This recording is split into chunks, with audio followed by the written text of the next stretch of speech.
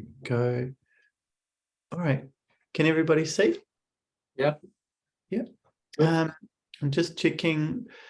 Was everybody here last time or? Yeah. Yeah. Okay. So I can just pretty much carry through with where we left off. Maybe I'll just go back to the principle of the Great Week, which is one day is 1,000 years, and from, if I just go down here, 7 days is therefore 7,000 years, and so it adds up to one big week.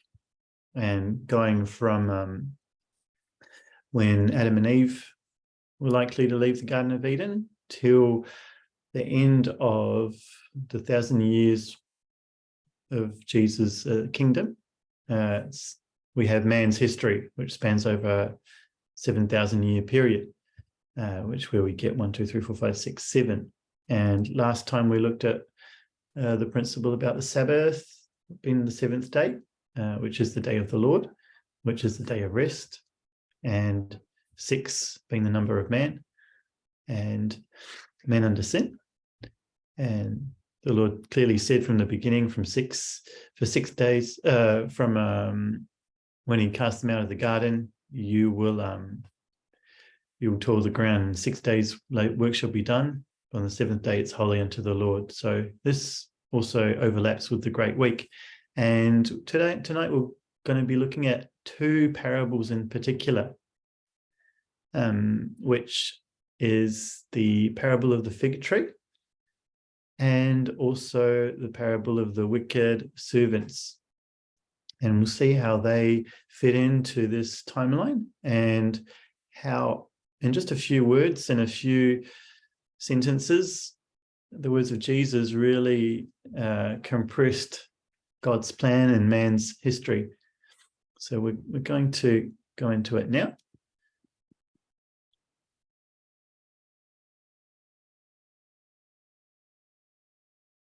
Here we go. So we have the parable of the fig tree, and it's in Luke 13. So if we just get our Bibles, and I'll read it out to you.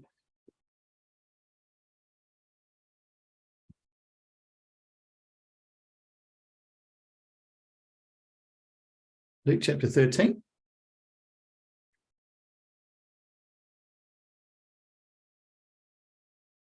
And we're going to be reading the whole parable. It's just a few verses. Verse 6.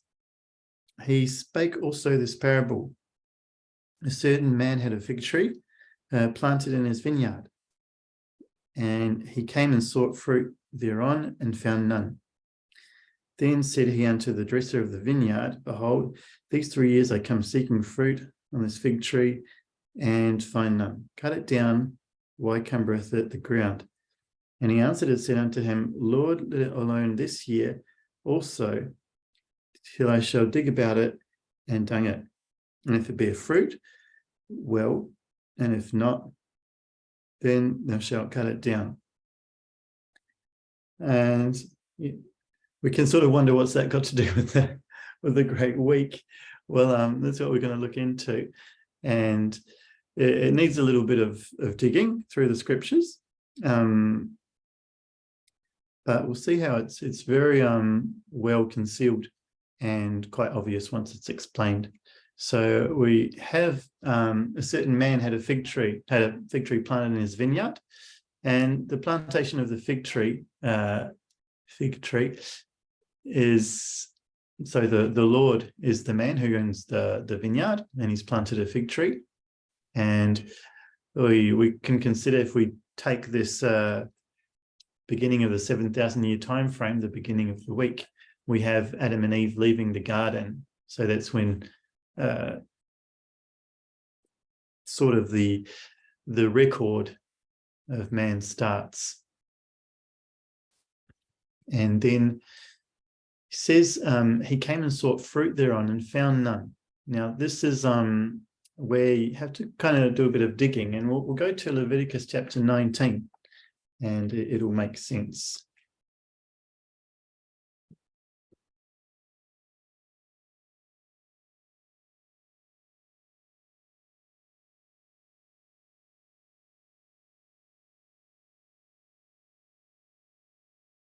because it actually gives an indication as to how long you need to wait to find fruit in verse 19. And in verse 23, it says, and when you shall come into the land and shall have planted all manner of trees for food. So this is very easy to see how it fits into the parable. The person who's planted the tree in the vineyard, he's coming and looking for it for food. And then you shall count the fruit thereof as uncircumcised. And it says, 3 years shall it be as uncircumcised unto you. You shall not be eaten of. So what we have is that when you plant it, you wait 3 years for it to bear fruit. And then you come looking for the fruit. I'm sure anybody does anybody have fruit trees or planted fruit trees? We moved into a house. We didn't plant them, but they were already grown. But obviously, you're not going to plant something and the fruit just going to grow in 3 weeks. And so what we have here is we have plantation and 3 years of waiting. Here we're not having a day as 1,000 years. We're having a year as 1,000 years. That principle also applies. So it says that he came and sought fruit thereon. So he's not going to come and seek fruit when the fruit aren't there yet. So it's going to be 3 years from the plantation. And it says he found none. There should have been fruit, but he found none. And then it says, then he said unto the dresser of his vineyard, behold, these 3 years I come seeking fruit on this fig tree and find none. So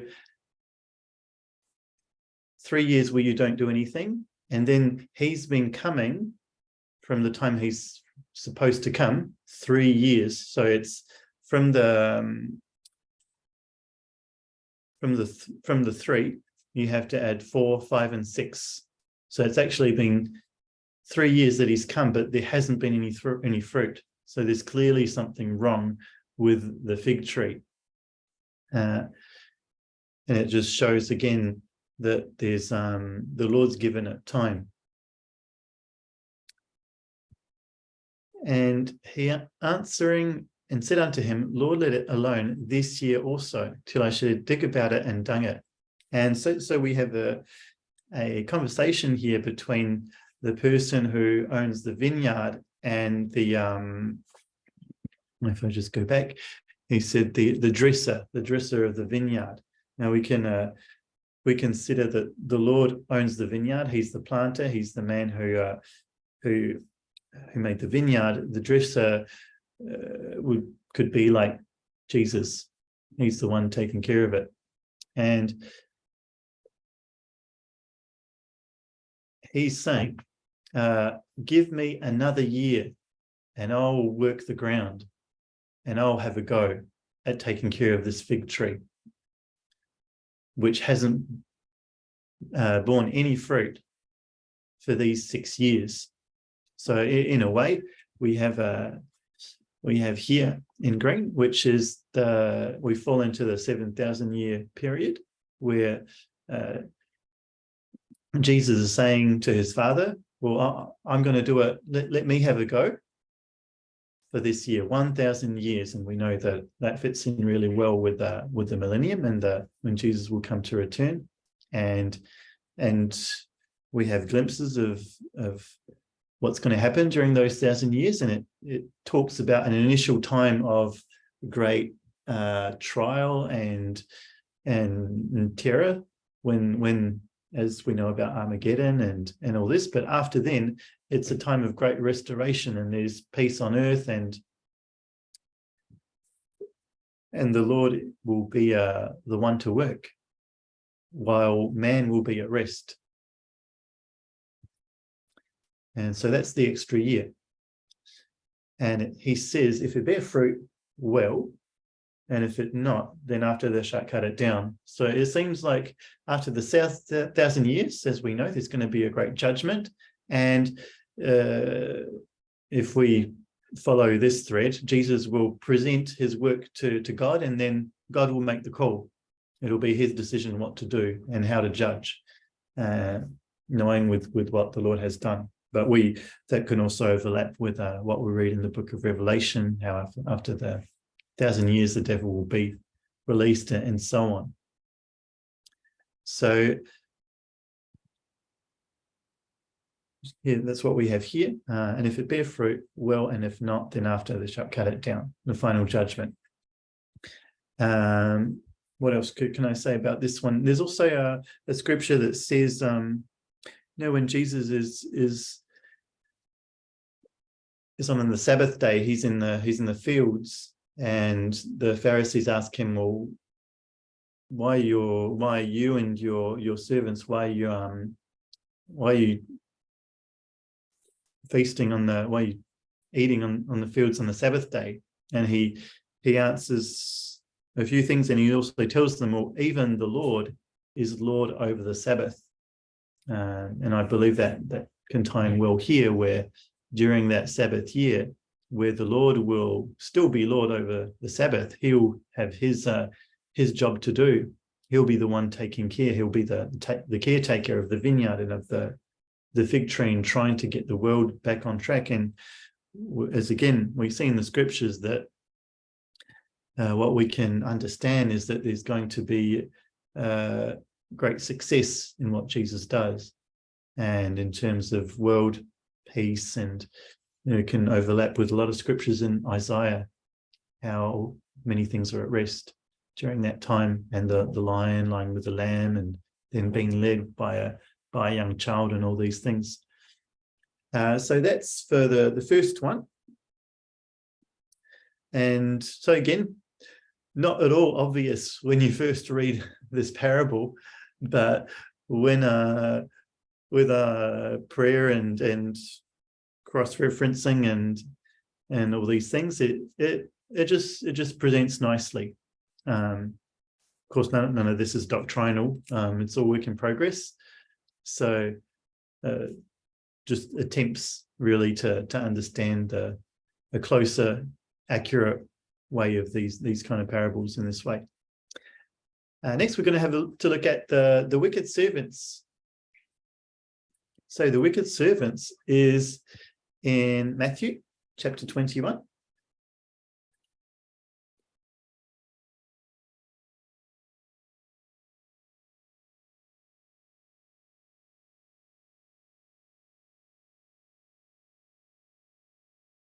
It's a little bit longer, from 33 to 41.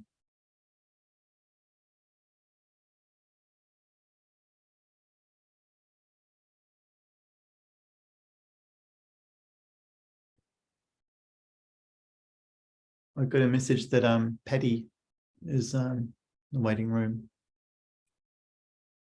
Verse 33, he says, hear another parable. And so there was a certain householder.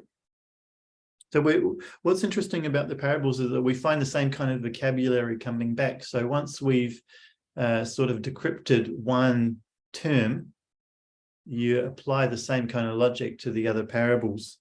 A certain householder. So again, this is talking about the Lord. Again, he planted a vineyard and hedged it round about, and digged a winepress in it, and built a tower, and let it out to the husbandmen, and went into a far country. And when the time of the fruit drew near, he sent his servants to the husbandmen, that they might receive the fruit of it. And the husbandmen took his servants, and beat one, and killed another, and stoned another. Again he sent another servant, more than the first, and they did unto them likewise. But last of all, he sent unto them his son, saying, they will reverence my son. But when the husbandmen saw the son, they said among themselves, this is the heir. Come, let us kill him, and let us seize on his inheritance. And they caught him, and cast him out of the vineyard, and slew him. When the Lord therefore of the vineyard cometh, what will he do unto the husbandmen? And they said unto him, he will miserably destroy those wicked men, and will let out his vineyard unto other husbandmen, which shall render him the fruits in their seasons. This one's a bit longer. It gives a bit more detail and insight into how to decode it. But we have, again, similar vocabulary: husbandman, vineyard, someone who's planting it, and people that are looking after it. So let's see how this overlaps. This is our time frame. So there was a certain householder which planted a vineyard and hedged it round about. So this is what we just read, the first part of the parable. We apply this, or this part, which could be in red. The householder is God, and the husbandman is the Jews. The people who were chosen by the Lord to look after his vineyard were the Jews, particularly the priests and the kings, which, as we know later on, didn't do a very good job, and as the parable suggests as well. And when the time of the fruit drew near, so again, quite comparable terms to the other parable, where something's planted and there's something is expected of it. It's talking about fruit. So he sent his servant to the husbandman that they might receive his fruits of it. And I think maybe if I just come back here, might have skipped over something. Said he went to a far country. It's also like when the Lord was with them in the wilderness, the pillar of fire by night and cloud of smoke by day, and then when they settle into the land, that's not there anymore. They're more left on their own. The Lord's not with them all the time like that. So we can also see it in this way. According to this parable, he left in a far country. He's not with them, and they're taking care of him. So when the time drew near, he sent his servants, and as the parable goes, he sends one servant, gets killed, and he sends more and more servants, and they all do the same way. So this can be compared to the prophets. We know the prophets were often against the kings and against a lot of the priests and against a lot of the prophets, the other prophets, and they weren't treated very favorably. I can think of the likes of Daniel and Jeremiah and all those.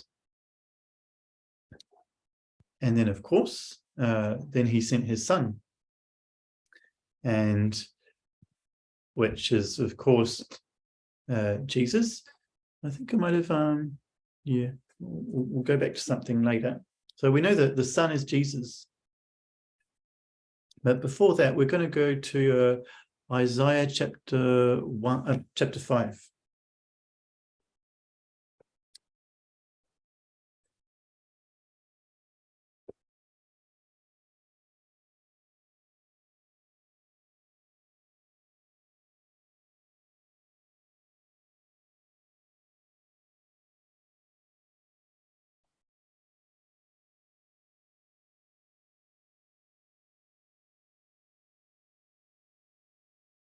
And it sort of expands the idea of the vineyard, and it clearly decodes those terms in that parable for us in verse 1.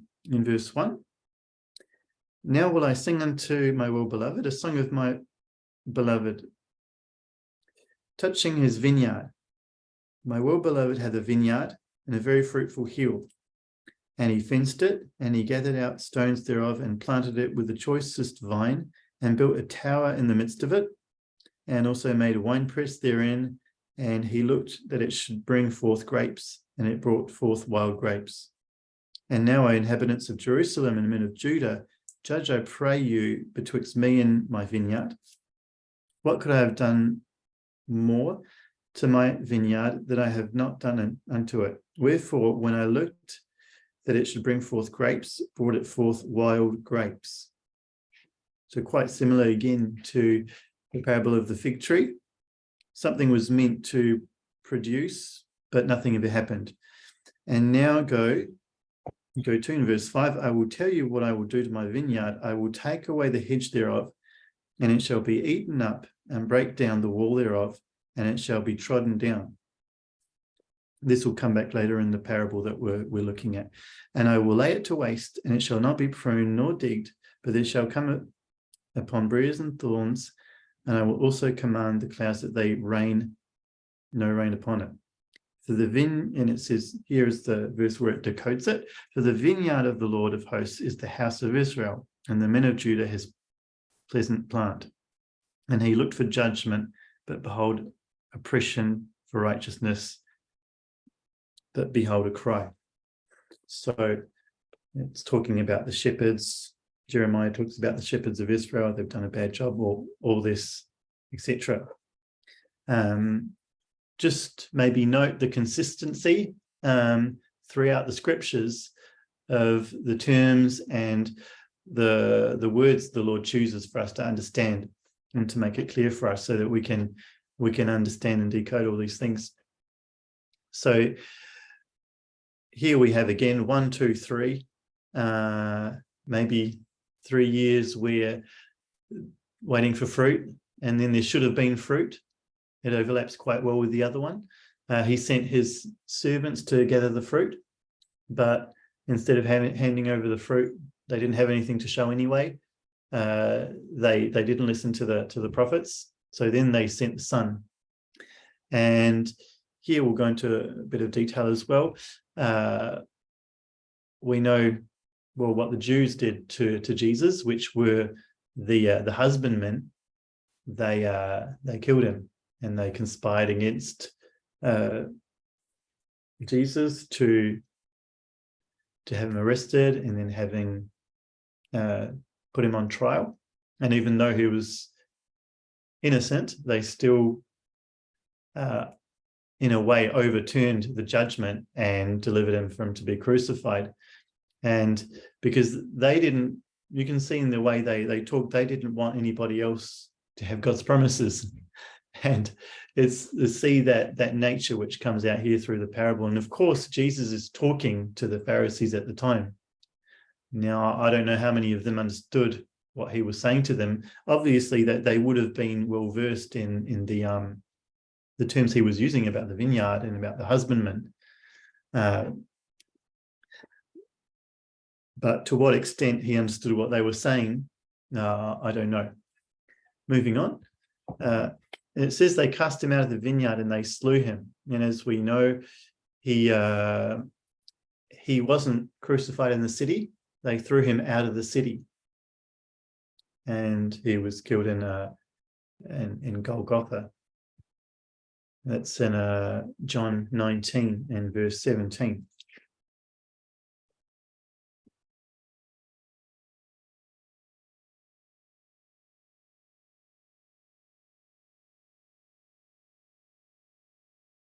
It says, and he, bearing his cross, went forth into a place called the place of a skull, which is called in the Hebrews Golgotha. So this is where he takes the cross and he walks all the way up the hill out of the city.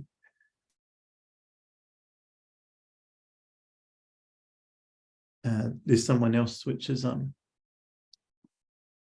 waiting. And this is, it keeps going. So then there's like a conclusion to the story. When the Lord therefore of the vineyard cometh, what will he do unto those husbandmen? So the wicked servants, what's he going to do to the wicked servants? What is he going to do to the house of Israel?